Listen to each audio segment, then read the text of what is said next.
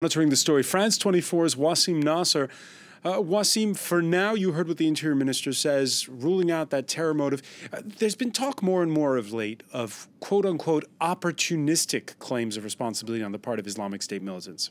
Of course, it could be, since when they issue a claim, it's not 100% sure, it's not a proof. They get it wrong sometimes. To say. They got it wrong with Vegas, for example, because since the founder of Amaq, which is like their propaganda agency, was killed by drone by the Americans, they made some mistakes. One of the biggest mistakes, the most notorious mistakes, is claiming the attack of Vegas, for example, because at the time they fell for fake news, because when the attack of Vegas happened, many fake news from media outlets, conspiracy media outlets in the States said that the attacker was Muslim. So they took this information and they claimed it. But that was one of the rare mistakes. On this case, we don't know yet. Of course, the Minister of Interior is saying that it's not qualified as a terror attack yet, because it's maybe surprising to see someone killing his mom and his sister. But what we should know is that this happened in two times. So at first he killed his wife, his mom and his sister. Then when the police tried to intervene, he attacked the police and one person passing by.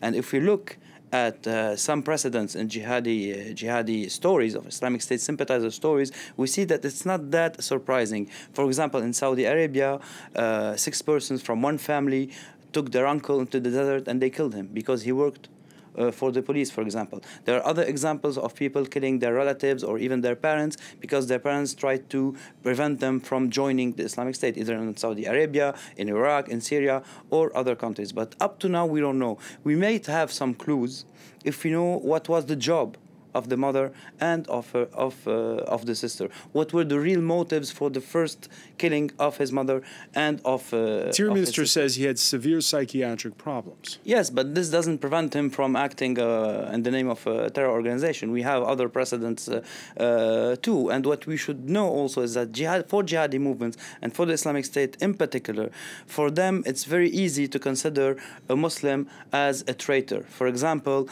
some jihadi writings say that even Muslims living in Western countries who pay their taxes, who benefit from a welfare state, are considered as enemies because they are helping a crusader state. And they even ask them to leave those states. And so there's it's a very conflicting issue among jihadi movements themselves, how to consider Muslims living in Western countries. For some, they are considered as not responsible for what's happening, and for others, just the fact of being in a Western state and profiting from welfare state or from what a Western state gives you makes you an enemy even more than, for example, a Christian or a regular Westerner.